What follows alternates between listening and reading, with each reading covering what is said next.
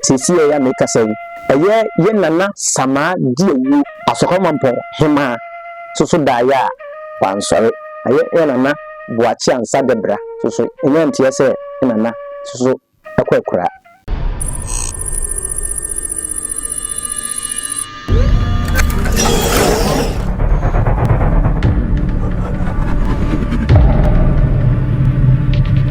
Edini yesay anyone so TVGH Edini yesay so TVGH anyone Ghana Ghana we subscribe sisi subscribe subscribe na share na like na comment na kire wadwene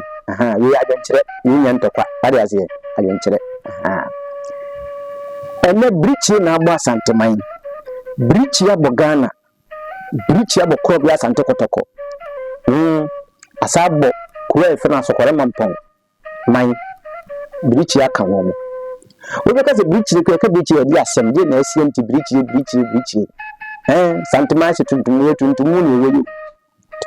we ese libra be fie ye da sore ne te ya ye nana wache ansa debra asokore mampon hene otumfuo ni fa hene fo no sebe nana mampon hene na ye panin ena na buachi ansa so debra asokore mampon hene so ono so ka otumfuo ni fa hene ho ena dasibre nana osebu nso otoso mienu Asante mampon hene Asante mampon hene na meka na semi dasibre nana osebu nso otoso mienu Asante mampon hene wono nete silver stool so wona Asante tumfo Krob ya ni hono ma ohwekiri e wa Asante memma no ene ye wo nana buachi ansa debra asokore mampon hene wono nso ne ye Asante man nifa hene Asante man nifa hene nso ye dem wono na Asante hina ma ne kwan se obetumi de sika kokko mpaboa anante aba dwabo ase eye asokore mampon hene wono ase na meso meken nifa hene fo no nana dasibre osebonsu Asante mampon hene wonne te silver stool so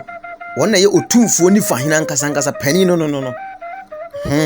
ntete ni ye pa na hye no nso ena ye ba Asante mamu so a me se ka bio ye ba Asante mamu so a nana buachi ansa debra wono eso na Asante hene ama ne kwan se obetumi ahye sika kokko mpaboa e de abadwabo ase sa pepepe enti wono so ye otumfuo ni fa hene ti ni fa hene fo no ye obi ane ne de ye nhye ade bi nso kakra e wa ha se Krob ya Asante Kotoko eni ho no mo a ana wotu no to na wotu kwan a ana wotia ne na achi a the whole Asante the whole Ghana ha no onipa wo hwe akire ma no ena ye dasibre nana osebonsu Asante mampon hene ena uba Asante mamu a Kumase eye Kumase so se Krob ya Asante Kotoko ni ho no mo a eye nana baafo owusu amankwa tia ya otoso nsia otoso 6 nsia bantama hena se na making wona hwe Kumase so ema otumfuo ni ho no mo a ena the whole eye Asante man nyina so se Krob ya Asante Kotoko ni ho no mo a aye nana dasibre osebonsu na hwekiri nana piao ye da sore ya ye nana aka nchenago ye nana dam benkum so ye nana akwakura enti ama bichi na abo Asante man asabo asokore mampon adehye nananom ya mowo asokore mampon ahemfi nanom atran konwa na mo nyina yakọ ya ma Asante man so yakọ emre kakre nana ekra se okọ South Africa abochimem ne kwa ya Africa mbo nya abochiri nzeba ne za okọ akosala ho yade aba na no hodo no ti okọ na akosala ho yade aba ene ja okra fi no koye nti ja empanifo wo chire mo hwechiri omone ne kasa na ho ye na no makasa o se ne ho ye ya nka na wotwi ya mu na wotwi mu a nka na ebe fi ya woni abusua enfu akasa na amoa yeboa ya asoro mpoja se hene mu nyina akasa so ne ho atondo obafi na ja beto ne nyuma pa wo ya ma asoro mpoma so ana no so yo mo de ngade ase mu da twenya mpo ase mo da se pagwa ase ya jamu wo twene mu a se twene mu kwa ne papa mu na de se etwa yam kura sama ya we wo kese kura mpo ne se nana asoko mampo hema nana asoko mampo hema so da fam nana so kwa kura wo nana kwa kura na wo pepe ni na wo tu ni pepe ni na nana asoko mampo hema so eso atoa no we kura wo amada fu ken na fa na bag ya wo kwa he na fa bag ya wo kwa he tebusia tese ade no so tro mi ni mani ha ba tu di ni ate ampere focus so tro mi ni mani ha nya ye tin papa ta santeman di tese di ase bichi na bona no ate asoko man po hima da fam asoko man po hima mo so da fam tese kuro ni de ezi ahema ne ohene ni nyina ekwekura maka nkyere gu ya ze boso ne kura mai nnew tibirichi na bogana birichi na gba santeman so ko gba sante kotoko kama yako akura sisi ya meka sawu ye nana sama diewu asoko mampo hema so da ya wansore ye nana sama diewu asokore mampo hema da ya wansore nana kwekura na otu ni ena asanteman ansanti asempa da sore ne ya aye nana buachi ansa debra so enya ntia se nana so akwekura akorako tuato dipo kesi bietutu wasantemem abusia yenye nana tia se no sebe mfoni kakramra obuwa no onim nana yebondi ni buwa no onim no yenye kakramra kuro na meka ho asem kuro ye ka ho asem no asoro man kuro no ani ba bia yesi affordable houses bi no zemo ho bi twagu so ho entebusia so madam Roma se ne ye boman kaye no obuwa onim asoro man bo hene nana bo achi ansa da bra onim da no ntiye hwe nana bo achi ansa da bra kakra ni mfoni kakra ni ne bi kakra bi na ye hwe kakra na mu adafo mu hu mu hu no ya basi sia